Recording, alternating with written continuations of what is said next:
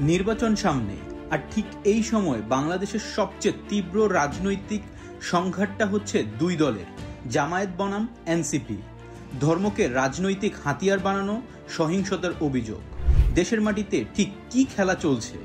জুলাই গণ অভ্যুত্থানের পর দেশে নতুন রাজনৈতিক সংস্কৃতির কথা সবাই বলেছিল, কিন্তু নির্বাচন যতই কাছে আসছে আবার সামনে আসছে আগের সেই পুরনো অভিযোগ, পাল্টা অভিযোগ আর রাজনৈতিক অস্তিত্ব রক্ষার লড়াই।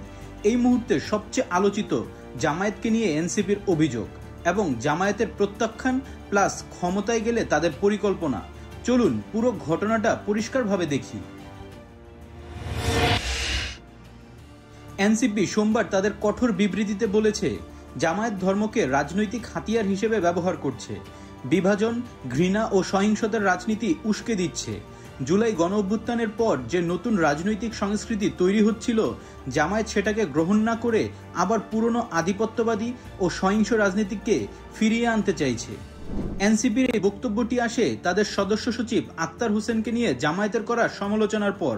আক্তার হোসেন ঢাকার একটি অনুষ্ঠানে বলেছিল, তফসিল ঘোষণার আগেই বিএনপি জামায়াত অস্ত্রের মহড়ায় প্রতিযোগিতায় নেমেছে। এখনো তফসিল ঘোষণা করা হয় নাই, কিন্তু বিএনপি জামাতের মতো দলেরা তারা অস্ত্রের মহড়ায় তারা কে কার থেকে এগিয়ে যাবে সেই প্রতিযোগিতায় তারা লিপ্ত হয়েছে। জামায়াত এটিকে অসত্য, মন গড়া, সস্তা রাজনীতি বলে নিন্দা করে।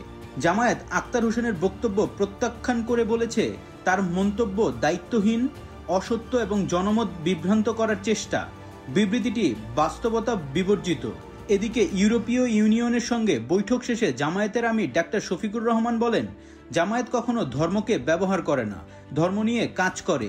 আমরা ধর্মকে ব্যবহার করি না, ধর্ম ব্যবহার করলে কে করে সেটা আপনারা ভালো বুঝেন। তিনি আরো বলেন, ক্ষমতায় গেলে তারা ইনক্লুসিভ সরকার গড়বে, কেউ বাদ যাবে না।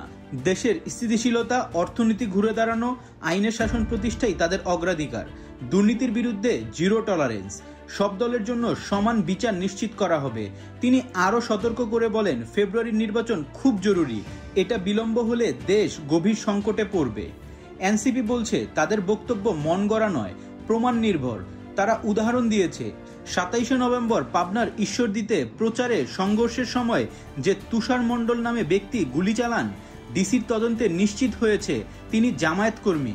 অস্ত্রসহ তাকে গ্রেফতারও করা হয়েছে। এনসিপি বলছে, এত স্পষ্ট প্রমাণ থাকার পরও জামায়াত বাস্তবতা অস্বীকার করছে। তাদের বক্তব্য, নির্বাচনের আগে শান্তি, নিরাপত্তা ও স্থিতিশীলতার জন্য সব দলের দায়িত্বশীল আচরণ খুব জরুরি। জামায়াত পুরো বিষয়টিকে ভিন্ন দৃষ্টিতে ব্যাখ্যা করছে। তাদের দাবি, তারা কাউকে টার্গেট করছে না, জনগণের রাজনীতি করে, ধর্মীয় মূল্যবোধ, নৈতিকতা ও স্থিতিশীলতার রাজনীতি চায়। আমির শফিকুর রহমান আরো বলেন, ক্ষমতায় গেলে আগামী 5 বছরে আমরাই দেশের স্থিতিশীলতা ফিরিয়ে আনতে পারবো। তিনি ইইউ প্রতিনিধিদের বলেন, গণভোট ও জাতীয় নির্বাচন যদি একই দিনে হয় দেশে বিশৃঙ্খলা হতে পারে, তাই দুই নির্বাচন ভিন্ন দিনে করা উচিত ছিল। নির্বাচনের মাত্র কয়েক সপ্তাহ বাকি এবং দেশের রাজনীতিতে এখন স্পষ্ট দুই পথ। পথ 1, জামায়াত ধর্ম, মূল্যবোধ, স্থিতিশীলতা নিজেদের শান্তির শক্তি হিসেবে তুলে ধরছে। পথ 2, এনসিপি ধর্মীয় বিভাজন ও সহিংসতার বিরুদ্ধে লড়াই বলে, তারা নতুন প্রজন্মের রাজনীতি প্রতিনিধিত্ব করে। দুই পক্ষের সংঘাত নির্বাচনী মাঠকে উত্তপ্ত করছে। বাংলাদেশের রাজনীতিতে ধর্ম, সহিংসতা এবং ক্ষমতার প্রশ্ন সবসময়ই বড় ভূমিকা রাখে। আজকের এনসিপি বনাম জামায়াতের সংঘাত আসলে তারই নতুন রূপ।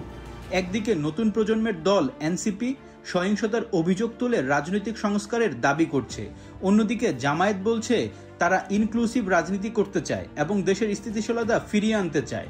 নির্বাচনের আগে এই দ্বন্দ্ব আরও বাড়বে বলেই মনে হচ্ছে। শেষ পর্যন্ত জনগণ এই দুই বয়ানের মধ্যে কাকে বিশ্বাস করবে, কাকে ক্ষমতার অংশীদার বানাবে, সেটাই নির্ধারণ করবে বাংলাদেশের আগামী রাজনৈতিক পথ।